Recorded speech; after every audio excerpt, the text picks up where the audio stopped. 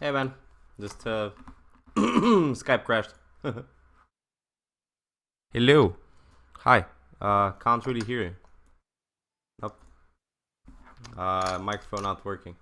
No idea why. I see chat, but I can't really hear it. ah.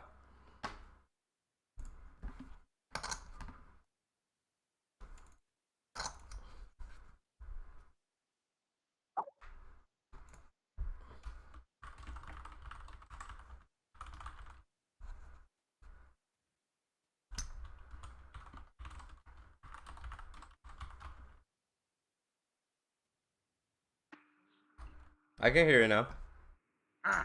Perfect. Alright, how's it going? Good. It's very busy. That's good. Yeah, something went wrong with my preference. I record the session with Mm-hmm. music, so I had to do something different. But it's okay now. Perfect. Music, that's interesting. Yeah, you saw the session on YouTube, and No. I wanted the music on the background, but Oh, okay, okay. not through my microphone, so I had to change something. Oh, okay, okay. That sounds good. That And sounds it's good. working now. Perfect. Nice, nice. Let me show you my desktop, and we can basically just get to work. Get our asses to work. Okay. So, Get bigger.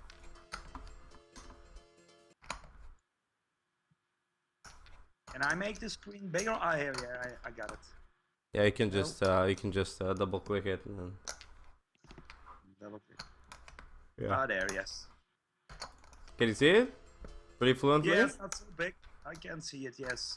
Is it pretty fluently? You can see my cursor like moving around. Yes. Good. But on the left and right side, I see. On the right side, I see our how do you say that? Can I make it way? No. It's in the middle. I see you in the middle. So that's Uh, okay. I you see what's in the middle because I don't get it. Yeah, I see on the left side start contacts and your name, and on the right side I see what I can type our conversation. Okay, no. Just double click the look. Double click the image, my desktop, and it should be like full screen. If I do that, I still see on the left side. Okay, I only have okay. I only have to see your screen. Yeah, definitely. But it's Okay. viewable, right? It's okay. You can see like Yeah, what's happening. yeah. That's no problem. All right, all right. So let's say you're playing four tables of Zoom. There we go. So your HUD is VPIP PFR 3 bets, full to 3 bet, 4 bets, and the first line has no. You're gonna have to when to showdown and squeeze percentage. Yeah, yes. And the third line, it's aggression factor, steal and full to steal. C-bet, fault to steal Wait, on wait, the wait, wait, flop. wait, wait, wait. No. Third one. So for tell me the stats for the third line. Third line is C-bet, flop, fault to C-bet, and Mm-hmm. then turn C-bet, fault turn, and river C-bet. Then aggression factor, steal factor. A steal and full to steal, right? Yeah, fault C, sorry, yes. Okay. All right. All right. I definitely flat that. Nice. Call flop. I'm gonna take out the music though. There we go. I don't hear the music. Hmm. I didn't hear the music. Yeah. Well, you're not hearing my sound. You're Only the not screen, hearing. yes. Yeah. You're just seeing the screen. You should isolate, like ISO sizings are like this. You're trying to value raise, right? So you're trying to Yeah. ISO him. So basically, there's no players to ISO from, but you're still value raising him. So versus one limper, it should be 4x. Versus two limpers, it should be like 6x. And versus three limpers, it should be like 7x. Those are the sizings, okay? So these Okay. are the sizing that you should ISO. Basically, give more value, give more folds pre-flop when you have shittier hands. It all balances in itself. This guy's a 2320, 4.5, 4 to steal 82. I would definitely steal against this guy because we do have hands on him just a little bit, but we do have hands on him. Oh, just one sec. Kind of went way too back, way too behind.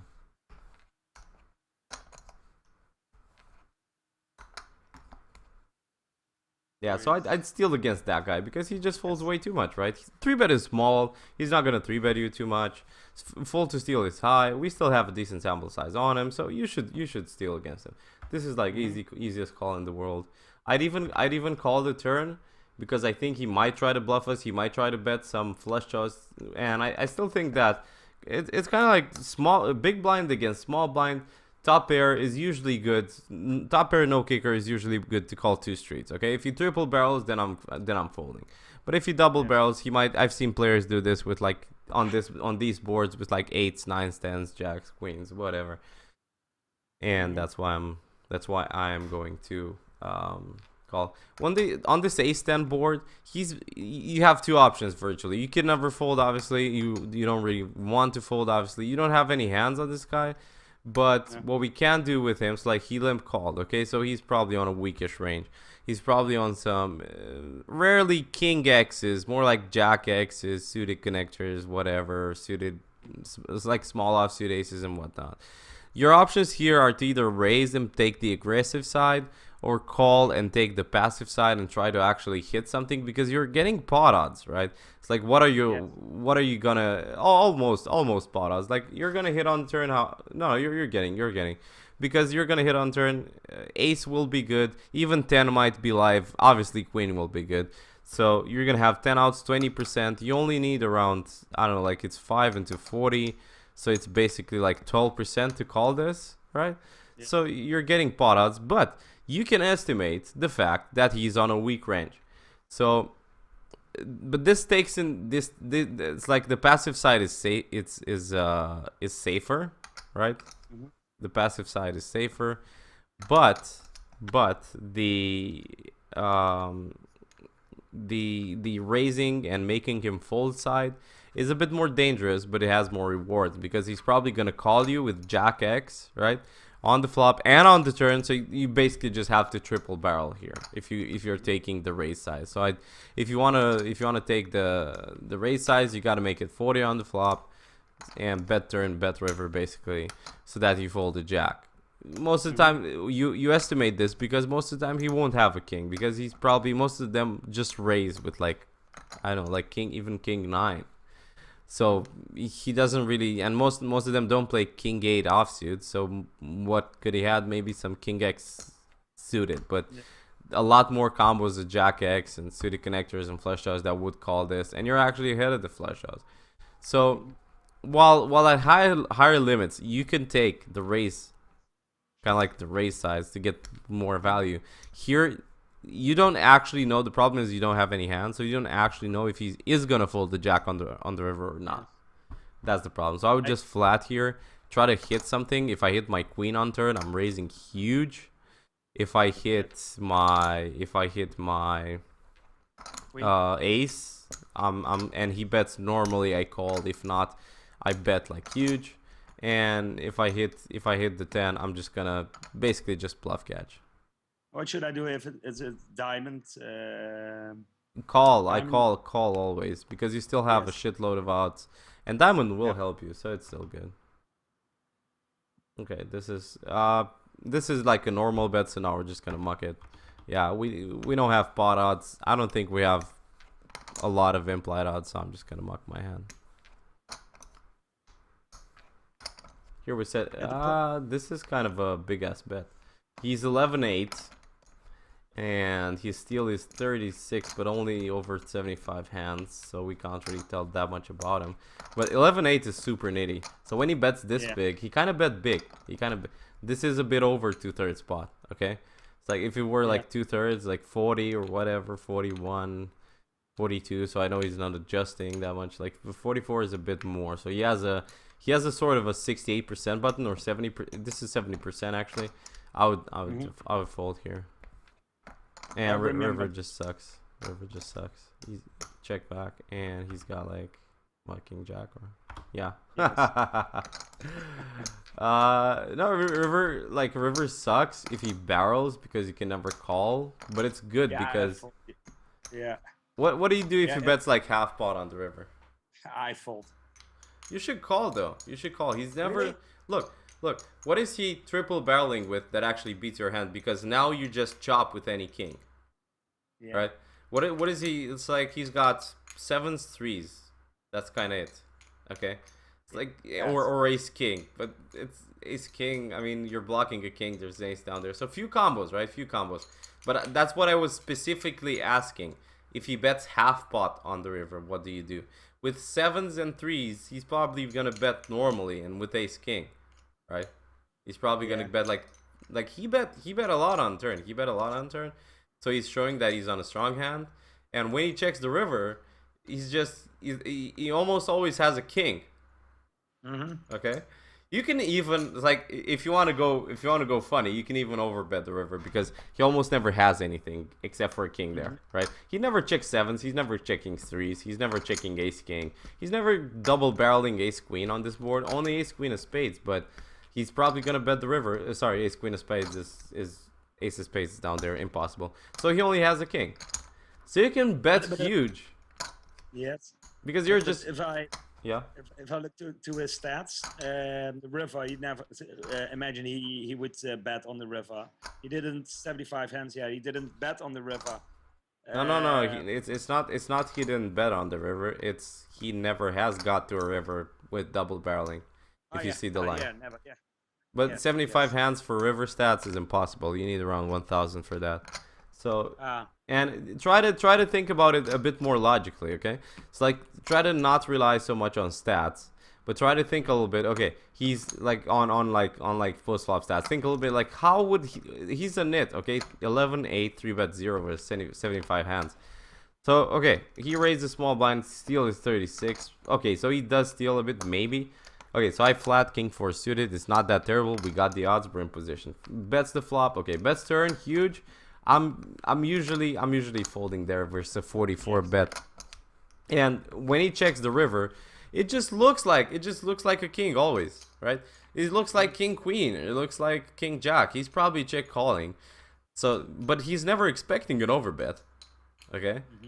So that's why an overbet would actually work here because like you thought about, you realize the whole thought process that stands behind how he's playing, okay? Okay. He's never gonna check back a strong hand. He knows that you called him twice. He's never gonna check back a strong hand on the river, right? Yes. There you go. He almost never has anything that beats you. So you're basically chopping. So think about it. Like if you know that your opponent, if you have aces and your opponent has aces, right? You know that, and you bet and he 3-bets you, right? Pre-flop, you're not supposed to 4-bet. You're supposed to just call and make him fold post-flop, right? Just check call the flop and then check raise the turn so that you can get his money when you're actually always chopping. That's why I overbet the river. I'm always scared that I imagine he has. I have ace and somebody has I don't know, king queen. Yeah, no, I was just saying. I understand. I was just saying as a general thought process, right? In this spot, it was pretty obvious that he has a king, right? Yeah. So on the river, you're supposed to, when you're chopping, you're not supposed to actually take the chop. You're supposed to try to make him fold, and that works by overbetting. Oh. Okay. He's so nitty, he might even fold to a normal bet. Who knows? But I'd overbet something like, I don't know, like if you bet, right, and if you overbet like 2x the pot, you bet let's say $2 into one. You're supposed to be right around 66. You're supposed to be right around 66% of the times. If you're chopping, like always, you're always right. So if he ever folds, then you get profit. Right? Yes.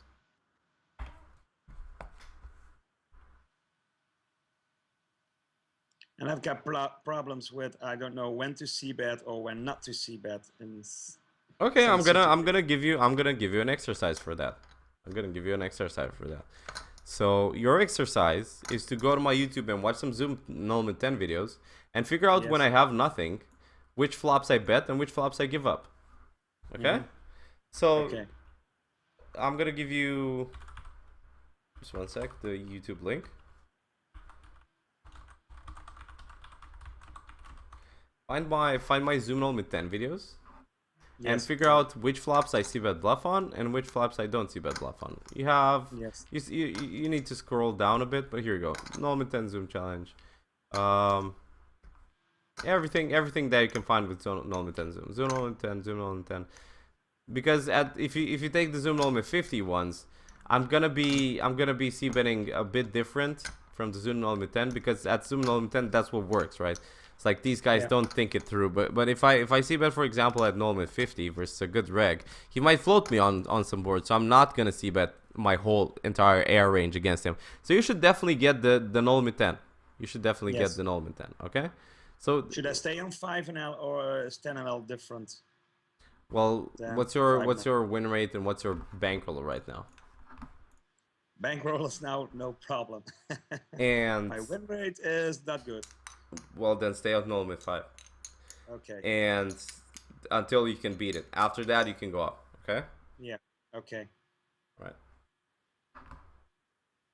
You should definitely steal that King 6 offsuit from the button. 6, yes. Let's see if we can... I don't know. Let's see. So... Yeah, okay. I figured out a way to move. So you should definitely steal that King 6 offsuit from the button. Try to steal more. Push yourself to be stealing more because they just fold way too much. Okay, and after you figure out, you'll feel a bit more comfortable. After you figure out which flops you should see bet, right?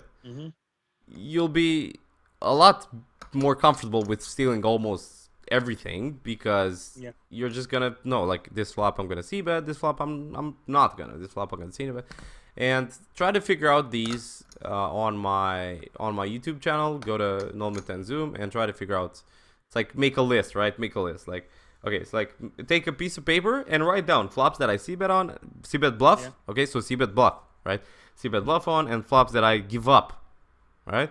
So write them down and try to figure out like the pattern, right? The general like dry boards, like ace high dry boards, king high dry boards, and compare it to me on our next coaching. Right, so come to me on our next coaching, and we can basically compare them, and I'll tell you, okay, this is so this is general. In general, these boards are good for c betting and whatnot. Okay, so that's your actual homework.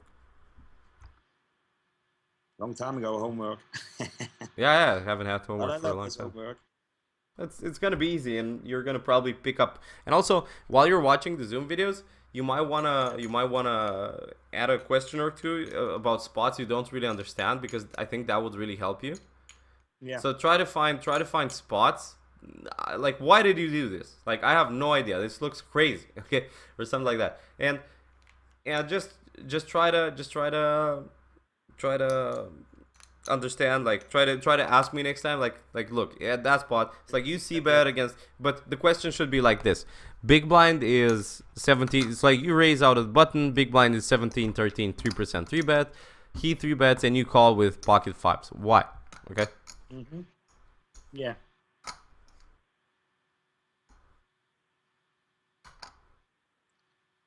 All right. So that guy. Let me just see some stats. So he's 30 and 30. Yes.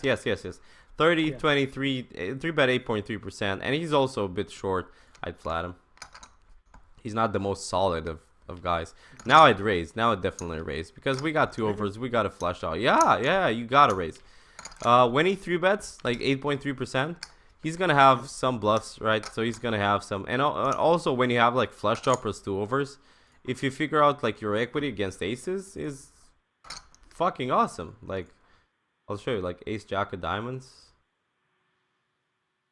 Oh wait, this is the board. So ace, what a 10 of diamonds, 8 of diamonds, and 3 of spades, right? And your hand is ace jack of diamonds.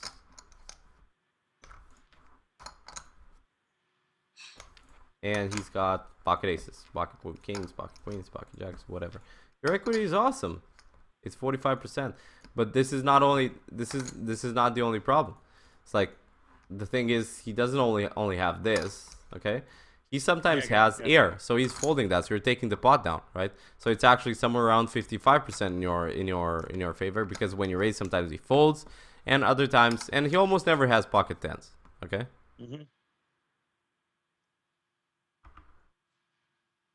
They're supposed to raise that board and get in it. You can even shove this turn. You need to bet this turn. Oh, nice. Oh, nice. Why do you bet so big, though? I don't know. What size should I see bet then? No, but I'm not saying it's wrong. I'm saying why. I don't know. It's automatic. I think I don't know why it's so big. So you're probably kind of like going for maximum fold equity. Am I right? Yes. All right. So whenever it's like you bet like 190, right? And yes. What do you do if he shoves? I call. Okay, good. But why? I got a lot of outs. Exercise. How many? 9 on the flush draw, and then 3s 12, maybe 3 12 15 I think. Yeah, but you also have an open-ended straight draw. Oh, yeah, so three up and 3 down. Okay. Yeah. Okay. Nice. 18. Ace might be live. Yeah. Jack, so I don't know. No. Jack is not. Ace might be live though. So ace might be. So 18. So you're basically saying you have around 18 outs with the ace. So yes. Yeah, you have 9 plus 6 from the open ender because 2 are diamonds plus 3 aces.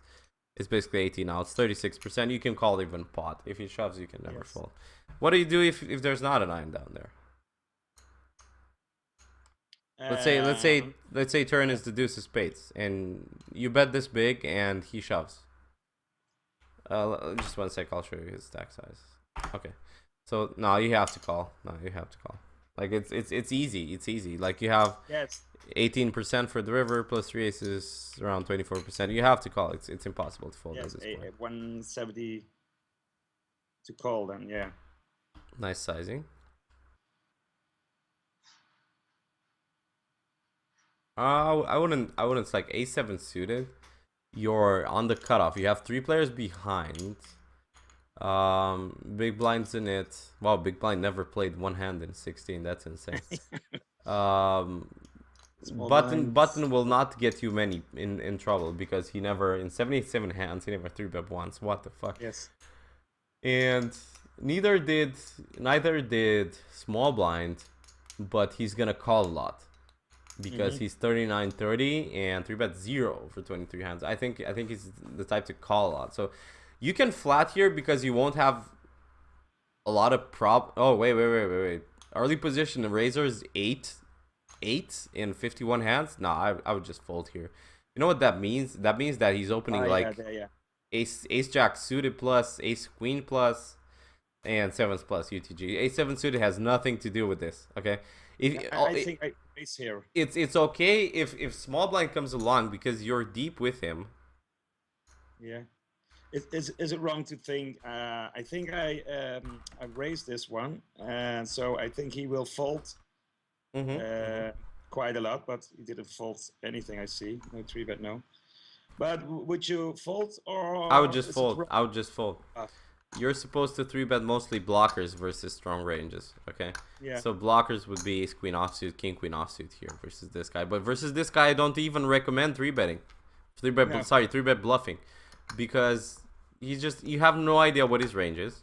It could be extremely tight. I would not 3-bet ace queen offsuit here. I would just actually fold. Or call and try to hit something maybe and just get in, but it's close. So I would just fold. Here also, if you have, for example, if small blind is more on the calling side, okay, so he loves more to call. You're deep like 200 blinds. You're deep like 200 blinds with him. So that's actually pretty good. Okay, so you can flat if you, especially ace deuce to ace five suited. You can flat if he comes along more, but you still don't know that about him, so you need more Yeah. hands. And also, I wouldn't. It's like you have one blocker, right? You have ace seven. You have the ace to block aces and ace king, but it's way better to have, for example, ace king offsuit to do that with, or like ace queen offsuit. And by the way, when we're three betting against this guy's early position open, ace king, we're not really three betting for value. So like we are three betting for value, but we're three betting basically to get fold, right? Mm-hmm. And if he shoves, we're never gonna call because we're behind. Okay. Yeah. So let's say he shoves, like let's say he doesn't shove only aces and kings, which by the way I do put him on when he shoves. Let's say he shoves this, okay? So we three bet around 45 and he goes all in. We only have 38% equity. Okay, we're gonna fold. But most of the time it's something like this. Most of the time when he shoves, it's something like this and you're dead. Yeah. Okay, nice.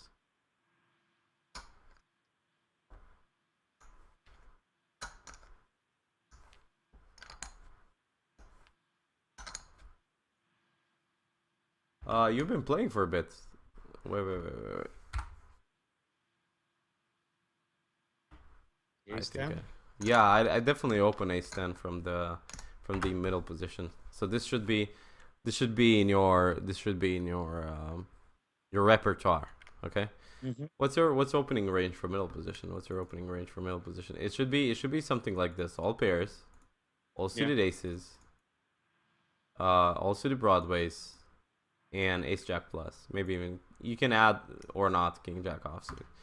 But I'd prefer king nine suited versus king jack offsuit, because if you have king jack offsuit, you're not really getting called by worse usually. Okay, so you're not really getting called by ace king 10 offsuit usually, or king 9 offsuit. So it's the same. If it's the same if you raise king 9 offsuit, you still have straight possibility, but you're suited, so you have a lot more playability. You can double barrel a lot of boards, like 10% of the times. Comes a flush draw, you can double barrel. Right? Yeah. Where can I find those openings range and positions? Sorry. We can make one. We can make some, because I make for every different student. I cater to a specific style, right? If he's a bit nitty, I make them a bit nittier. If he's a bit loose, I make them a bit looser. So let's make some now. Yeah. So this is gonna be a new folder. Yeah, what I'm now seeing, I can't hardly read it. It's too small. But are you recording this? I'm also recording, and I'm also gonna send you prints of these. Okay. Oh, perfect. Perfect.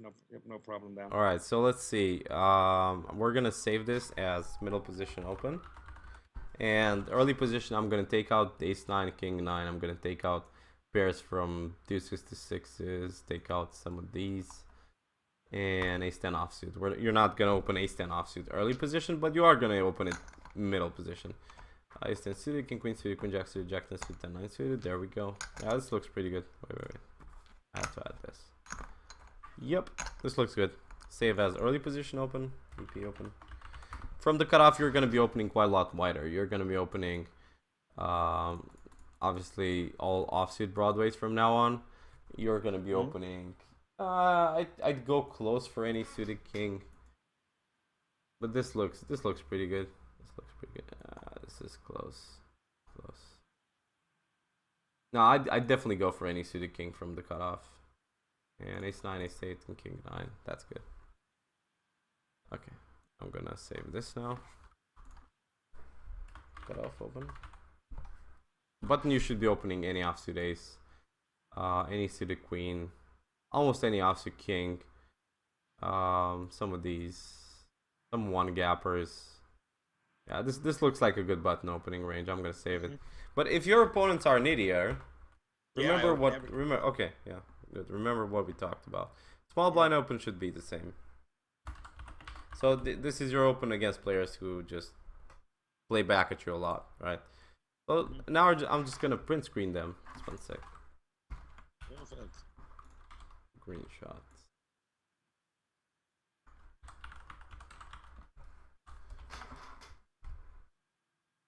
There we go.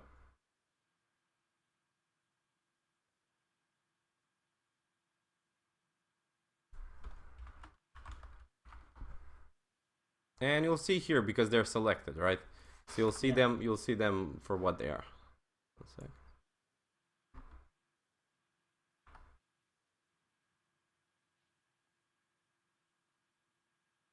Yep.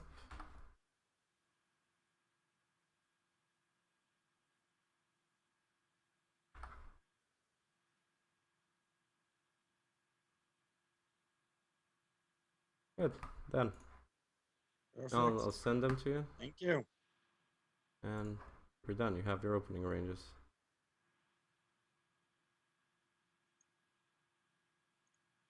Here you go. There they are. Thank you. Can you see them? Can you see them? Can you click on one so I know that they're okay? Let's see. Oh, yeah. Oh, he opens it in my Mac. There it is. And I see it. And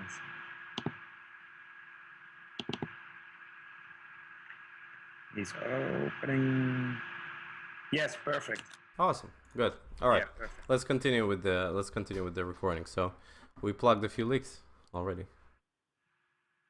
You're missing basically when you're folding, you are taking the kind of like the zero EV way, right? It's like folding is always gonna be zero EV. So ace 10 is way plus EV, right? So you should basically just open ace 10 there so that you can make more money. Basically, like win rate is about making money. You can be in poker, you can be too nitty, and basically you'll just lose to the rake quite a lot. And you can be too loose, and you can lose to the fact that your opponents are tighter than you, right? Yeah. But not. It's like if they're way too tight, then they're gonna lose because you're gonna steal. That's kind of how it goes. So if you raise ace 10 from middle position, first of all, sometimes you're gonna take the blinds, which is very important. Second of all, you're gonna get called, and it doesn't really matter actually what hand you have. You're just gonna see bet a lot of boards. And third, you're gonna hit sometimes, but you're gonna bluff catch because usually you're not getting called by, let's say, ace 7 offsuit or ace deuce offsuit, right? But you're gonna bluff catch. So you're gonna just check call once to see if your opponent continues on turn. You can even check call twice on an ace high board. Yeah. Okay. And 10 high board, you're gonna bet, obviously. All right. So queen 4 suited. I opened that from the cutoff, but you don't have to. So it's not really that important. I just feel way too comfortable against opponents, for example, at null mid 10 zoom, so I can just outplay them post flop, right? Yeah. So that's basically why. Nines, you're just supposed to 3-bet them. There we go. Kings, obvious choice. A bit too big. So sizings for 3-bets. Sizings for 3-bets should be like this. 4 times. 3-bets. So no, it depends. It depends. It's not really how much you're making it. It's more about how much he needs to call. Okay. So sizings for 3-bets against 3x should be 3x, 9 blinds. Let's make it blinds. 9 blinds in position and 10 blinds out of position against 2.5x. So the guy that was top left, right? The guy that was here. You should make it in position. So like 8 blinds, 8 BBs in position, and 9 blinds out of position. And against 2x, you should make it 7 blinds in position and 8 blinds out of position. Okay, so kings way overplayed. It's like 45. Ooh, so I should make it 35. 35. Yeah, make him call a bit. Like you got kings. 35. I know you're a bit deep. With him, but it's still like, at these limits they're still gonna overfold pre-flop versus 3-bets. Easy fold there. All right, so you limped ace 8 offsuit in the small blind, which is not really that great, and I'll tell you why. It's not really great because yeah, I think I limped because there was another limp. So yeah. I know you over limped, but it's not good. It's not good because you're bringing another guy into the pot, and you don't really want that. Occasionally, big blind will raise, and you always fold. And some other times, when you limp, you're basically kind of like saying, like, I want to play a pot 3-way with ace-8 offsuit, while you actually want to isolate him and c-bet almost every flop. Okay, except for like 8-7-6 2 diamonds or whatever. It's like c-bet or mid-card boards. So watch out for mid-card boards like 10-9-4 double suited or Jack 10-7, because a limp call range will hit those boards a lot. Because think about it, like if he has a strong ace or a strong king, he'd raise. If he has a strong Broadway, he'd raise. A lot of guys will limp like Jack 10 or Jack 9 suited, or hands like this, like Queen 9 suited, or hands that look pretty, right? Suited connectors, some stuff like that. So that's why the limp calling range, right? So he limps and then calls your range will hit mid boards, like 8-7-5 double suited, or Jack 10-7, or but just a question, huh? I'm here in small blinds. Under the gun, he limped, so I was thinking 5 cents in the pot of what is that? You're putting 3 into pot of 15 basically, right? That's what you're gonna ask. So you only need 20%, but basically when the big blind raises, you're gonna fold always, right? Yeah. So you're not really putting 3 to see a flop. You're not the one who's closing the action. That's first of all. Second of all, if you raise, you're actually getting some fold equity, right? So how much should you raise? You have 1 limper. You should raise, like I said here, 4x, right? So make it 20. Get some folds. And if not, you're getting on a lot of boards, you're gonna have a pretty easy c-bet, because you're gonna know that they're gonna be dry, they're gonna be semi-dry, semi-wet, whatever, like pretty c-bettable boards. Most boards are very, very c-bettable. Okay, so you're gonna win more money because the pot is gonna be like, it's like, let's say big blind folds and limper calls, right? And you're gonna have the pot like 45. You bet something like 32. He folds, you win more, right? Yeah. So it's either win the money pre-flop or win the money post-flop, but just win the money, right? Don't try to play ace-8 offsuit multi-way. It just sucks. Yeah. But the thing is ace-8 offsuit is the lowest hand that you should be doing this with. Okay. And ace-7 offsuit, you should just fold, not limp. Yeah. Okay. And if they were suited? Oh yeah, definitely. Just if you're suited, just raise ace-8 suited plus and limp every other suited ace, every lower suited ace. Okay. All right. On this board, he can't really have anything. Okay. It's like, while he's gonna call you with jacks, queens, tens, if he has them in their range, right? He's gonna call you one street. You can get that street later. I'd check and I'm never gonna get 2 streets of value. Sorry, I'm never gonna get 3 streets of value, right? From anything he has. So it's best to check back, bet turn. You want him to get to the river. That's the whole point when you have strip kings. You want him to hit that set of jacks, right? So that's why I would check back the flop. Or if he has ace queen or ace jack suited, whatever, let him catch something. Check back the flop, bet turn, bet river. That's the best play that you can do with these kings. Nice. And now queen is actually a very good hand. It could give him a set. It could give him a pair with ace queen. It's perfect. With the ace-8, I would check once and then bet the flop. I check once to see basically what they do. If they bet, I go into defensive mode. They don't have that many aces. They don't have that many ace-x's that are worse. So Jockman style could have like ace-deuce, ace-3, ace-4, ace-6, but that's it. Okay, but he could also have a lot of flush draws. He could also have a lot of funky stuff. I would check once because I'm never gonna triple barrel ace-8, right?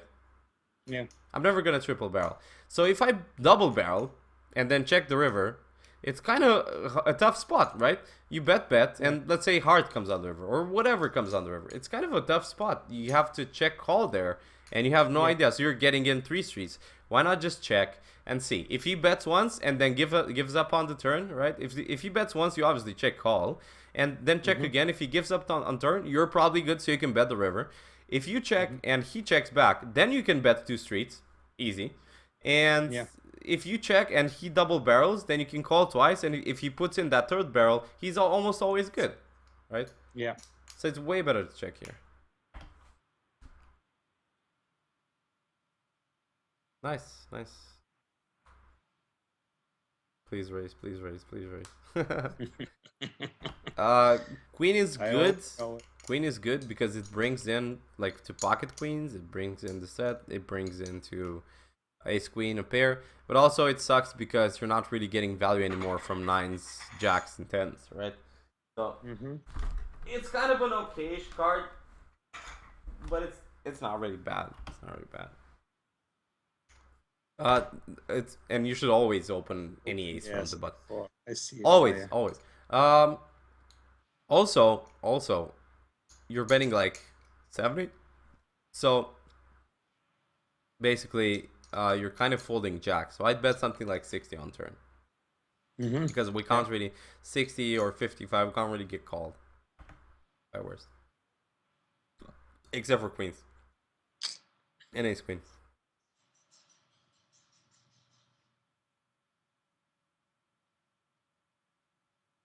Definitely open. There we go.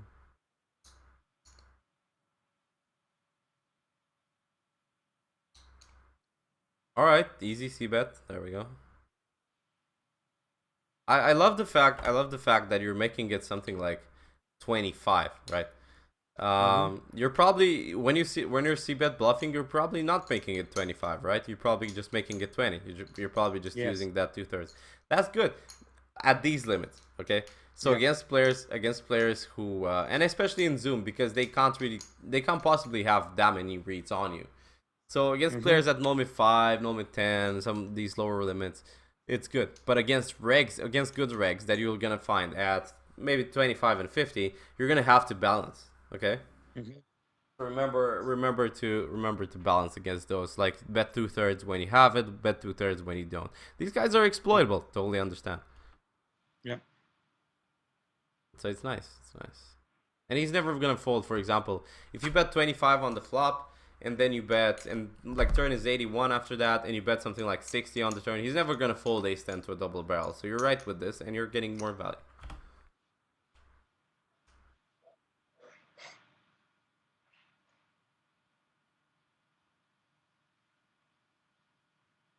Definitely open. It's strong. The thing is in the button. Like, your hand doesn't really matter that much. Definitely a bet. Definitely a c bet.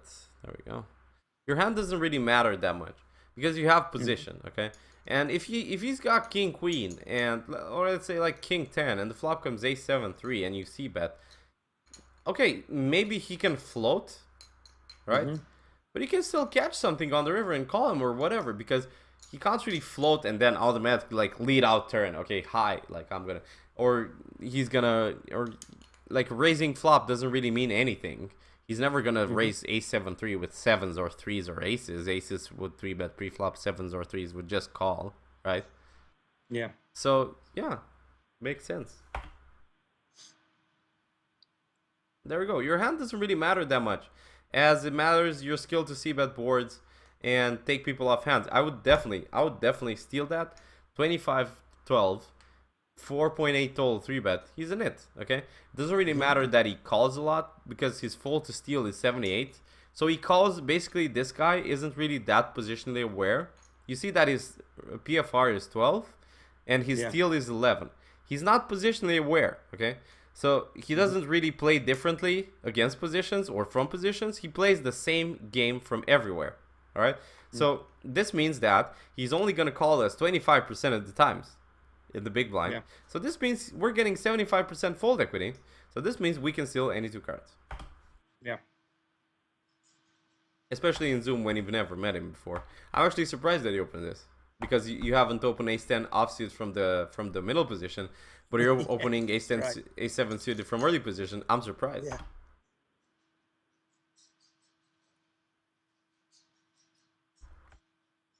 All right, so this board is obviously non-c-bettable. So I was talking mostly about both of them, but I wouldn't c-bet king jack 5 against that guy, because if we are basically small blind against big blind, we don't really have that many hands against big blind.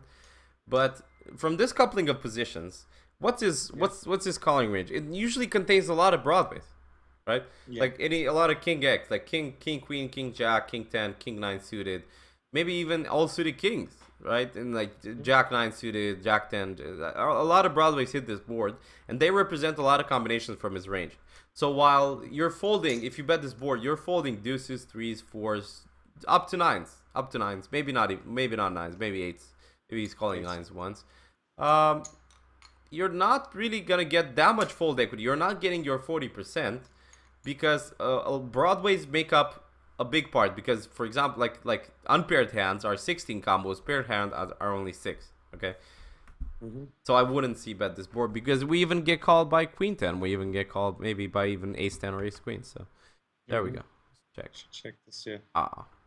But the board on the left, I'm really glad you didn't see bet it, because that guy will have a lot of, like, he will call you a lot, because usually when players call against early position and they're regs, they mostly have pocket pairs, right? Sometimes they have ace queen suited, ace king queen suited, ace jack suited, sometimes ace 10 suited, whatever. But they're also gonna have a lot of pocket pairs. Okay, and that's gonna be a pretty big problem, because on this board no pocket pair folds, because he expects you to see bet with almost all your range. Okay, so he's gonna call you at least once. This board doesn't really look that dangerous. That's the whole thing.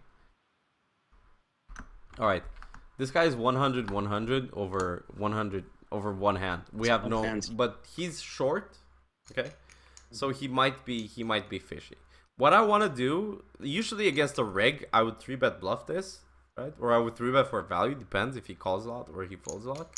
But against this guy, I just want to call, hit something, and just stack off, basically, those 6. Yeah. Okay. This is not, you're not, okay, nice.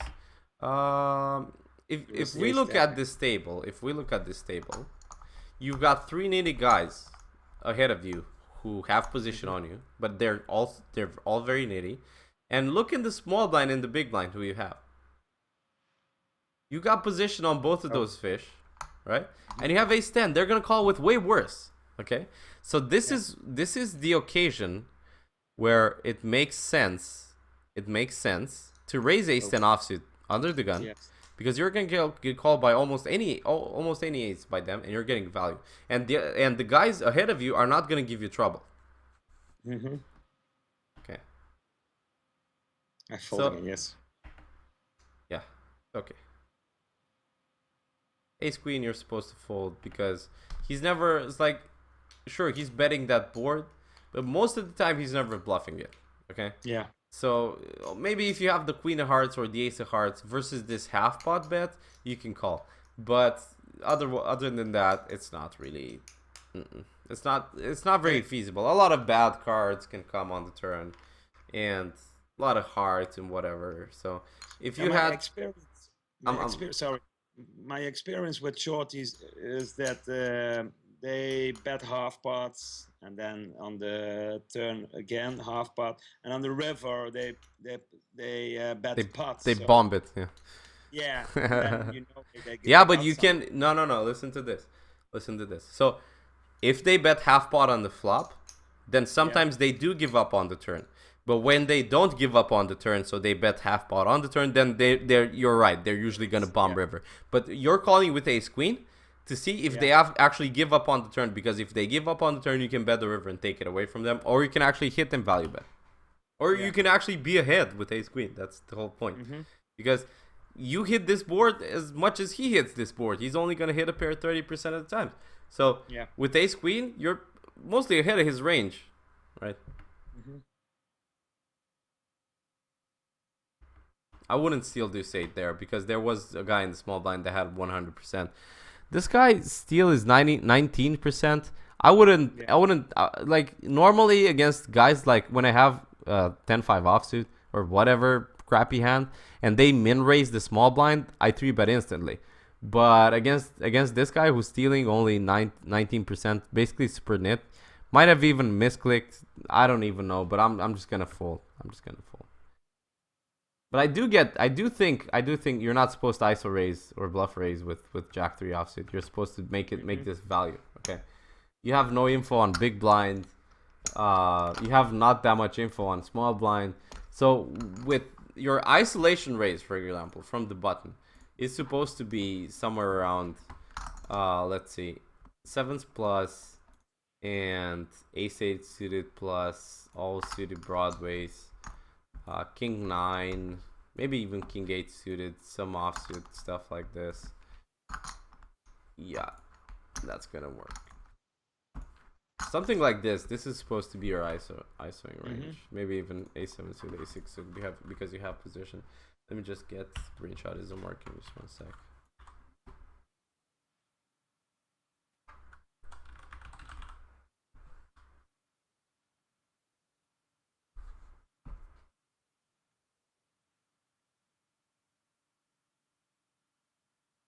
So this is ISO range from the button, and also generally speaking. So kind of like general ISO range, right? It's pretty good as a general ISO range. Just 1 sec, let me just send it to you. Okay, there we go. There you go. Perfect. Good. So you're not supposed to do this with Jack 3, because the problem from those guys, the problem is that they don't like to fold a lot. Okay, sometimes they do, but you don't have that info because you're playing Zoo. So that's the problem, basically. Yeah. When you make it 6x, you're not only risking getting sometimes called by the blinds or re-raised by the blinds or limp raised by the limper, and then you can do nothing, and you're losing a lot more pre-flop. So basically, when you make it 4x, you're getting usually the same fold equity as when you make it 6x, right, pre-flop. But when you get re-raised, you're losing less. So that's good. All right, easy check on that board. Totally love it. I'd open this ace-5. Yeah, just fold. You're thinking about it. You're thinking about it. I'll just fold that board because 9-6-7 looks like he could connect easily with it. There's a lot of bad cards on turn that he could barrel. I don't wanna. Yeah, exactly. No. You took it way too far. Yeah. Although it kind of looks like he's trying to. If they bet so small, I think. Yeah. You're almost never good. No. Yeah, I'll fold. Yeah, turn is easy fold. So, bet flop. No. So let's see. You're supposed to bet here always, because you have the short stacks. Okay. So against these short stack fish, you're always with top pair. Your line should always be bet. Okay.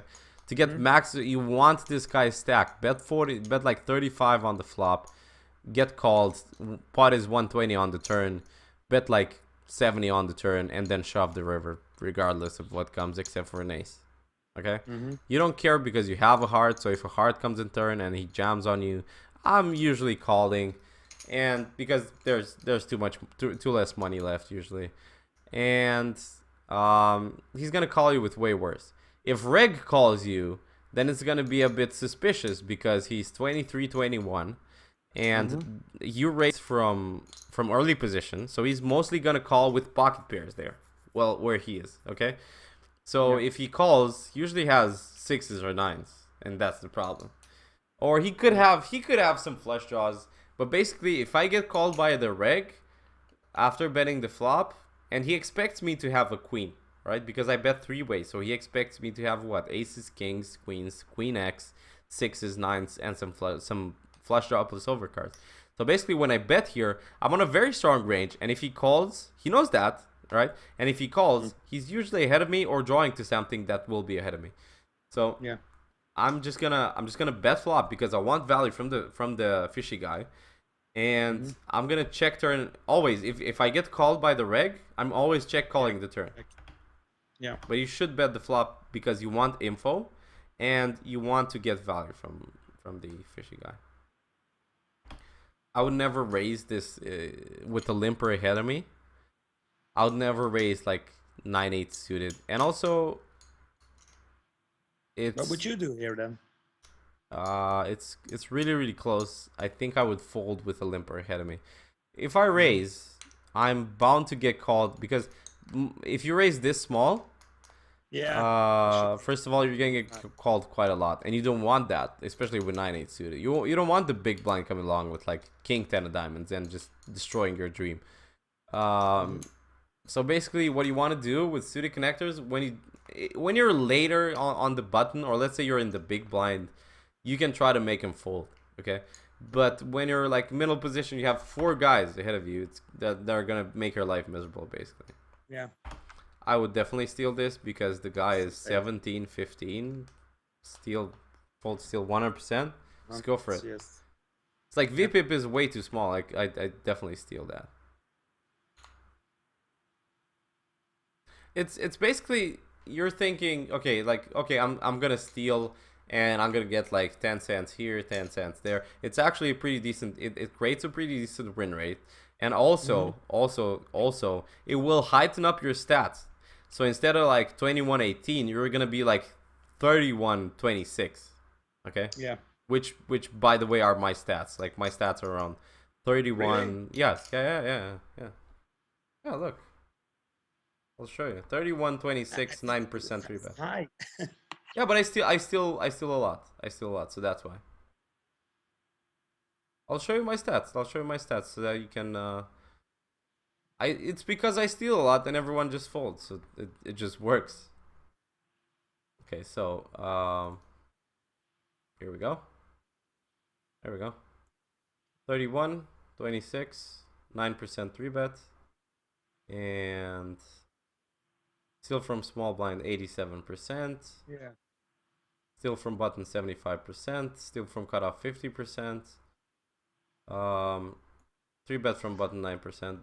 Flop C-bet 56%. But do you play also high on 25-50? Yeah, I played. You should And watch. the You stats should are the watch same the. Just a bit tighter because I have some regs who have figured out that I steal 100%. So they 3-bet me 100%. So then I tighten up to like 30% and I own their souls. Yeah. Right? Because they're gonna be 3-betting me like 50%, right? So that they can defend against that 100%. But they have no idea that I'm not opening 100% anymore versus them. I'm actually opening a very tight range so that I don't fold too much to the 3-bets. I call a lot and try to hit boards and try to get their money, because if you 3-bet 50%, you're gonna have to try to barrel me, right? You're gonna have to try to get me off hands, and I'm actually gonna have a lot of hands, and they don't. Yeah. Your stats are so high because you are stealing a lot of small blind versus big blinds. Stealing a lot. It's like 50% from the cutoff. Yeah, button and small blind and cutoff basically. And 50% of cutoff. Yeah, steal. I steal. It's like 50% cutoff is something like 30% versus aggressive opponents and 70% versus super nitty opponents, or opponents who I know I can make fold post flop. But then you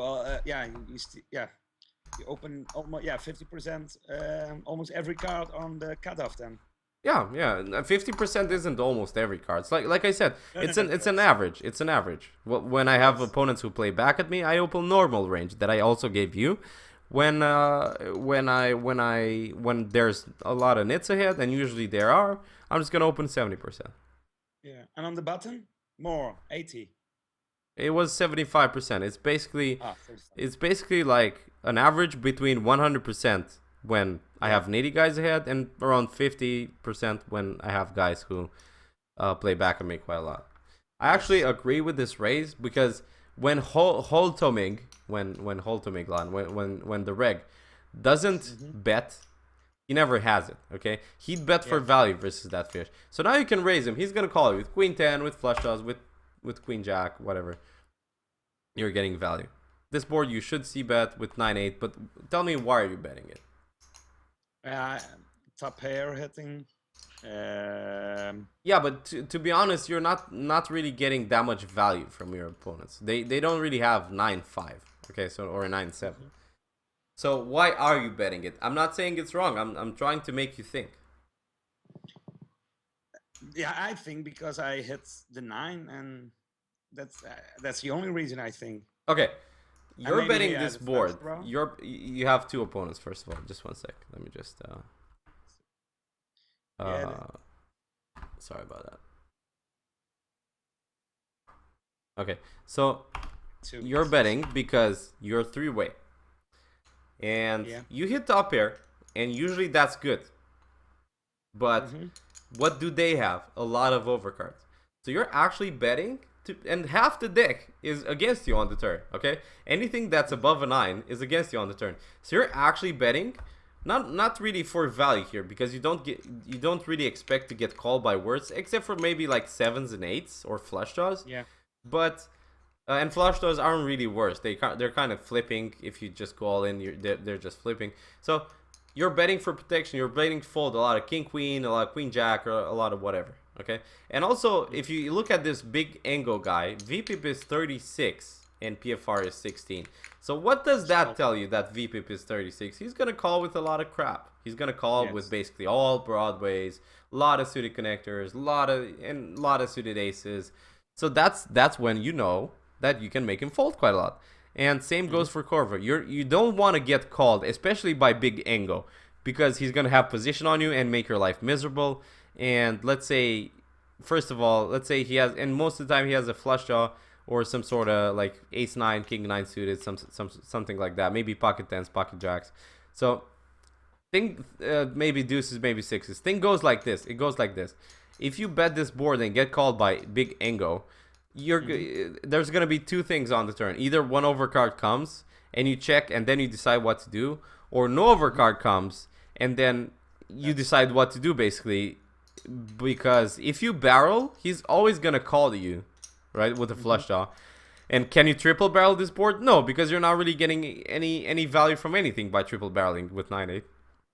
And will he actually be ready to just check call the river after double barreling by betting, like, you bet the flop 3-way and then you bet the turn and then you check the river and he bets and you actually call? That's really, really close. Okay, so it's way better, like, bet the flop, and then if Big Engo calls, no matter what happens on the turn, you check call. Yeah. Oh, ace comes, king comes, 10 comes, I don't care. You check call the turn. Okay. Yeah. Almost always. Because he's gonna give up on the river with his missed flush draws, and he's gonna bet everything that's better. So you get to showdown when you're good and you play perfectly. And if the turn is at 9, c-bet then. It's extremely close. It's extremely close, because if you c-bet, he might fold.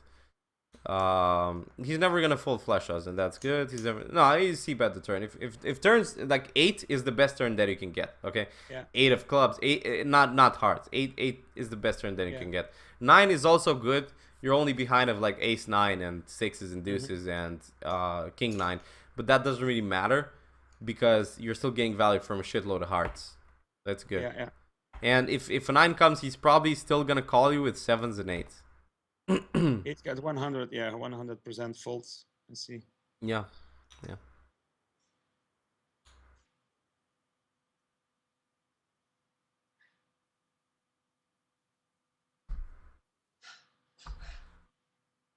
I would definitely raise Jack 7 suited.